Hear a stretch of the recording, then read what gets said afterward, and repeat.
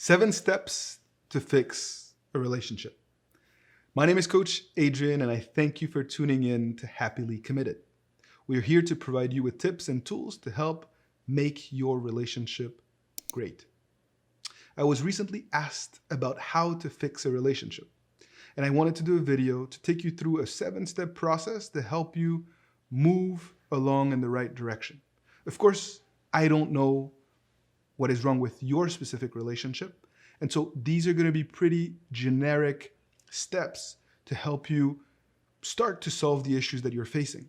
If you want to take it a step further and have a more detailed, tailored plan, especially if cheating or infidelity occurred, I encourage you to click on the link in the description below so that you can have a more tailored based approach to overcoming infidelity, for instance.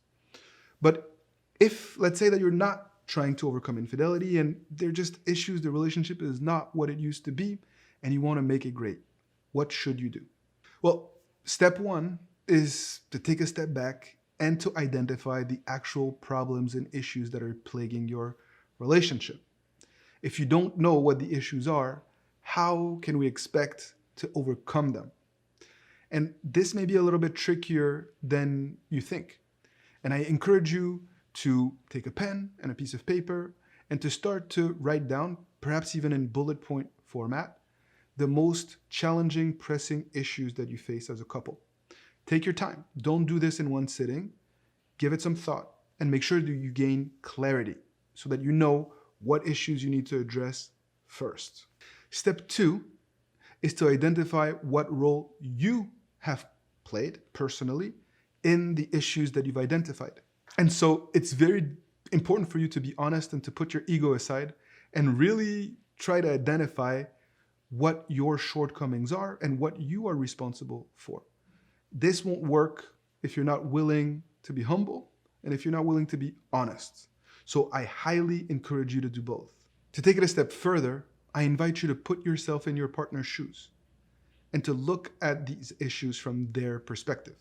That will help you keep yourself honest and also make sure that you're not just focusing on your needs. Step number 3 will then be to create a tailored plan, actionable steps to help you solve or overcome those challenges that you've identified in step 2.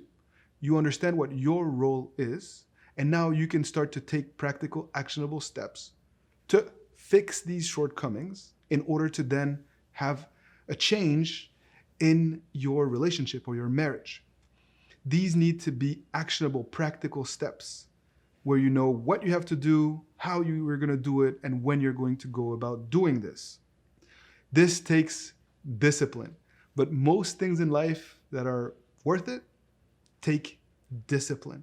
So you're going to need to really do this diligently on a daily basis, which leads me to step 4. You have to stay accountable to yourself. If you don't stay accountable, then all of these steps will be for naught.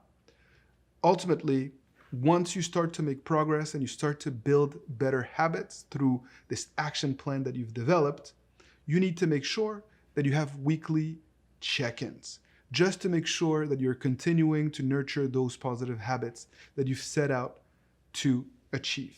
Then step 5 comes the communication. You see how long we've waited to actually start to verbalize and communicate with our significant other. You need to walk the walk before you can talk the talk. Actions speak louder than words, but words are important too. And that's why at this point, I want you to start to communicate with your significant other, not about the issues, but communicate about the things that are positive, the things that you're grateful for. Authentic, genuine praise and compliments. The more we highlight their positive changes and the things that you appreciate about them, and the more you will inspire them to continue to emphasize this positivity and those qualities that you seek to see develop in them. So even if it's something very small, if they're making an effort and if it's something that matters to you, praise them and do so without expecting them to praise you back in return. Step 6 is then to seek to reconnect as a couple. This is where the fun begins. Basically, what we're trying to do at this point is to fill our emotional love tank again. You can do romantic things together, little actions on a day-to-day that help you reconnect, like smiling, having fun, going out on dates, spending time as a couple, and most importantly, speak each other's love languages. Very important for you to show them that you are prepared to value what matters to them. By doing this, you're going to inspire them to do the same. And finally, step number 7, continue to nurture your bond. We're not going to fix your relationship all at once. This is a continuous process that will happen for the rest of your life. And you need to continue to nurture your bond. And don't be afraid to go back to step 1 and to go through these steps again and again until you create the relationship that you truly want. I hope that you've enjoyed this video. If you want to take it a step further, we have detailed secret videos in the link description below that can help you get a more in-depth insight into this process of fixing a relationship that you feel is not right. As always, thank you for tuning in. Like the video if you've enjoyed it. Share your thoughts about my 7-step plan below. And as always, keep fighting the good fight. Until next time.